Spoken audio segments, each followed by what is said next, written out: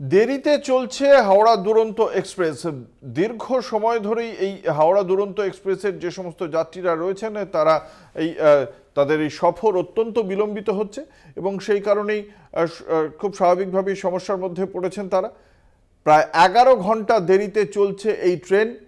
11 ঘন্টা দেরিতে চলার ফলে চরম দুর্ভোগে এই মুহূর্তে যাত্রীরা। তাদের খাবারের বন্দোবস্ত থেকে শুরু করে অন্য বিভিন্ন বিষয় চূড়ান্ত অব্যবস্থার অভিযোগ উঠেছে রেলওয়ের বিরুদ্ধে। কি বলছেন এই হাওড়া দুরন্ত এক্সপ্রেসের যাত্রীরা?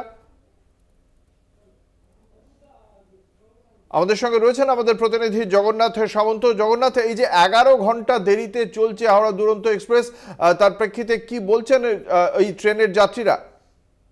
দেখো, যাত্রীরা একেবারেই ক্ষোভে ফেটে পড়ছে, কেননা গতকালকে এই ট্রেনটি হাওড়া স্টেশন থেকে ছেড়েছিল দুরন্ত এক্সপ্রেস।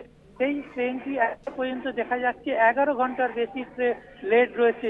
গতকালকে এই যাত্রীদের যখন খাবার দাবার দেওয়া হয়েছিল তার সঙ্গে একটি জলের বোতল দেওয়া হয়েছিল, তারপর থেকে জলের কোনো ব্যবস্থা নেই।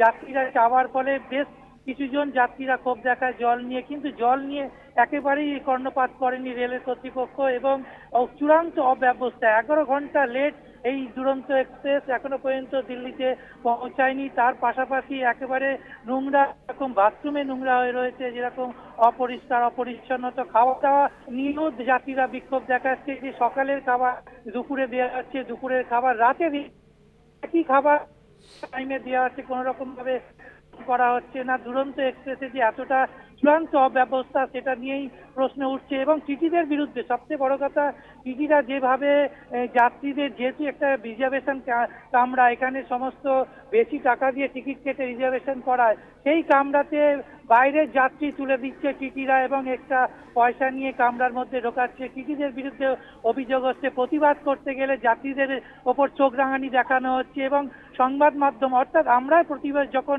বিষয়টা নিয়ে জানাতে যাই আমাদেরও হুমকি দেওয়া হচ্ছে, আরপিএফ দিয়ে আমাদের জেলে ভরে দেওয়া হবে। অর্থাৎ এই দুরন্ত এক্সপ্রেসের টিটিদের যেরকম দাদাগিরি চোখ রাঙানো, যাত্রীদের প্রতি দাদাগিরি চোখ রাঙানো এবং চূড়ান্ত অব্যবস্থা এখনো পর্যন্ত রেলের কর্তৃপক্ষরা দেখছি বলেই গা ছেড়ে দিচ্ছে, কিন্তু এখন সে ব্যবস্থা নেওয়া নিচ্ছে না। ধন্যবাদ। আমাদের সঙ্গে ছিলেন আমাদের প্রতিনিধি জগন্নাথ সামন্ত।